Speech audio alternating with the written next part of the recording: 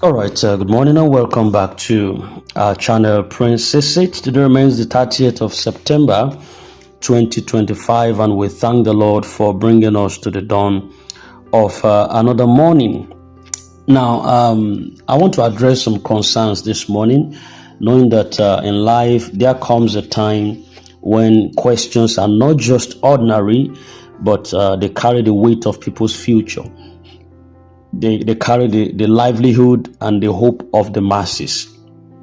And we live in a nation where agriculture, food processing, and grants are no longer just conversations on paper, but they are realities that determines the survival of the masses.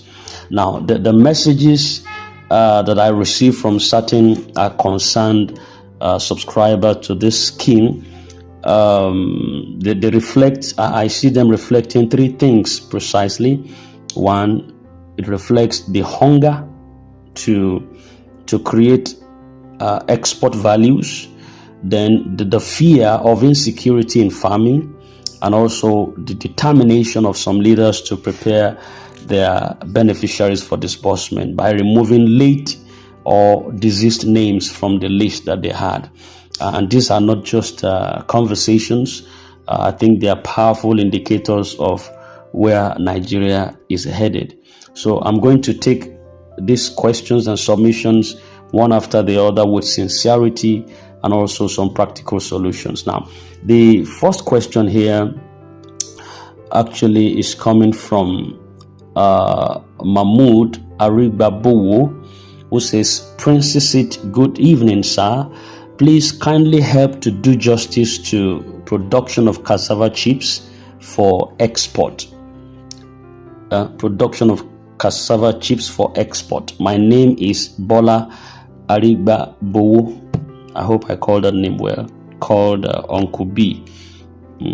Okay, so I'm going to take them.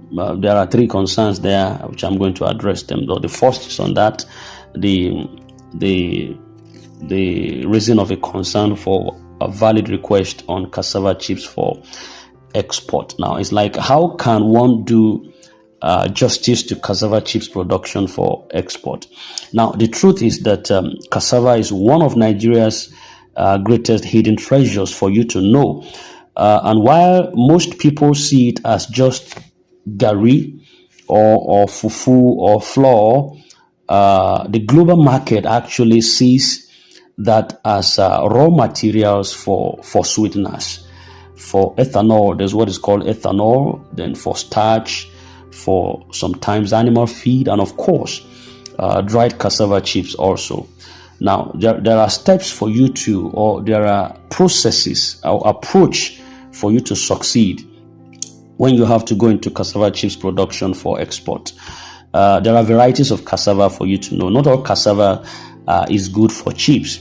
There is the high yield and the low moisture varieties, which are actually the best for the cassava chip. The Nigerian Agricultural Research Institute also has a way it can guide you specifically on improved species for that. So you can visit that particular organ, the Nigerian Agricultural Research Institute. They are also they specify on this to be able to guide you on that. Now, the processing also of these chips actually matters. Like after harvesting, you peel, you slice them into uniform chips, you dry them preferably using the solar or industrial dryers if you have one, or possibly you can dry them in the sun if you have a clean environment, and then you package them in export standard bags. Now, poor drying is one of the major reasons why a lot of exports get rejected abroad due to there's what is called aflatoxin. You can Google that, aflatoxin contamination, just because the drying mechanism is not really intact, and it's not done well. You understand? My wife also enters into this scheme, so she's part of all of these things. She has some dryers and things where she uses to do all of these things. So that's why one of the major reasons the poor drying system, why many exports get rejected abroad, or if you want to export it outside the country. Now, the standards to export your chips, it must meet international sanitary standards. They call it phytosanitary standards. It must meet that standard, which means that they must be free from sand, they must be free from molds or some excessive moisture. So you have to target like 12 to 13% moisture content for it to be accepted as a standard one. Then when you talk about the market access, the demand is huge in China, yes, in Europe and some parts of Asia. You have high demand standard from there. You can link up with some buyers through Nigerian Export Promotion Council and also registered exporters platforms. Do not rush into middlemen without proper contracts. You are going to get yourself slammed by that. Then finally, upon the cassava chips exportation, you have to value the chain opportunities. In other words, beyond just selling chips, you can partner with local industries that use cassava starch for beer brewing, like the pharmaceuticals or the textiles. This actually, they create steady income even before foreign export deals arrive. In summary, cassava chips export is not just possible, it's a gold mine. Of course, it's a gold mine if you approach it with seriousness, with proper hygiene and also market research. So, Uncle Bola, your request is actually valid, and I encourage you not to just look at the production, but also at long-term export partnerships. And the Lord is going to grant you success in it, in the name of Jesus Christ. All right, and that takes me to the next submission here, or will I call it a question? And this is coming from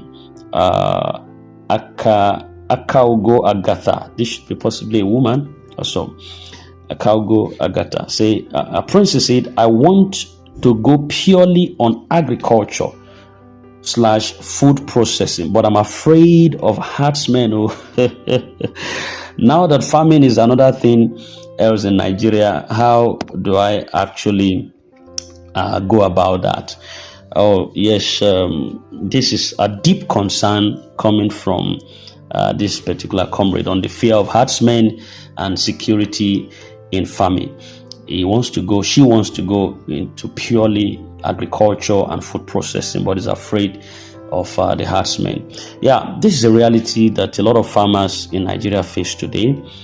Farming has become a battlefield in some regions because of the clashes with herders. However, abandoning agriculture is not also the solution here, because food is life and processing is the future. Don't go anywhere. Just let's go on a slight break. We'll be back just after this time out.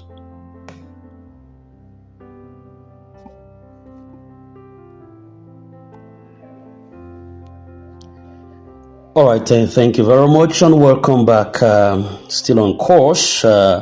Want to appreciate you for always standing by each time we go on just a minor break. It's just for us to clear one or two things and also position ourselves for what is ahead of us. All right, so we're on the fear of the herdsmen and the security in farming system for people that wants to go into farming, purely into agriculture and food processing, but they're afraid of the herders, well, if I may provide justice to this, I will talk about location. I would also talk about cooperative in farming, then the angle you are viewing the food processing. Now, if we venture on the location, which is actually key, it is good for you to avoid isolated lands in high risk areas. Go for lands within the communities, farming clusters or cooperative societies. I think is most important within the community. The presence of other farmers has a way it reduces vulnerability to herders. If it's only you just at the outskirts or somewhere far away from where the people are, it's susceptible to risk. You understand? So location is actually key, to farming when it comes to this issue we are trying to guide against. Then you can also, on cooperative farming, you can join forces with other farmers under cooperatives. Government and security agencies are more likely to respond to groups than just individuals when you are in a corporate form. You understand? We're just trying to see how to salvage from all of these hardest issues. So cooperative farming is also good. So you can easily use that as a key factor to also lay complaints to the government in case there's any issue. Then looking at the food processing angle, if actual farming feels unsafe for you, you can focus more on food processing. For example, you can buy farm produce from trusted farmers and also process it into flour, into chips or oil or packaged foods. You understand? This has a way it reduces land conflict risks. Okay. And finally, on security measures, you can employ community vigilance groups, or you liaise with local security networks around your area or where your farmland is situated. Some states are they're already introducing farm security patrols in areas that are infested with hada, so much like that. You can also engage technology here. Urban or semi-urban farming is growing right now. With hydroponics and greenhouse systems, one can actually produce vegetables, you can produce maize, you can even produce tubers in safer environments. So things have gone beyond just going to one highly infested herders right now. Agriculture is the backbone of our economy, but fear must not cripple the future. So the herders or the herdsman issue is real. Yes, it's real. You can't just sidestep that. But innovation, security, cooperation are also community strengthening. There's a way it can strengthen. Community strength can minimize the risk that is in sight here. Don't let fear stop you. All right, don't let fear stop you. Adapt and also move forward. You are going to make impact in this particular organ. All right. I think the last one here is this is coming from. Let me see. Let me bring that up. This is coming from Mr. Ozemena Boniface, and it says, "Good morning, Chief Princess Seat. Just to tell you the fact, I'm 100% prepared to disburse to my followers. I went to bank today to collect transfer forms to my 1,000 beneficiaries, and up to time of this text, I'm still writing and removing the dead ones on my payroll. Thank you for your information."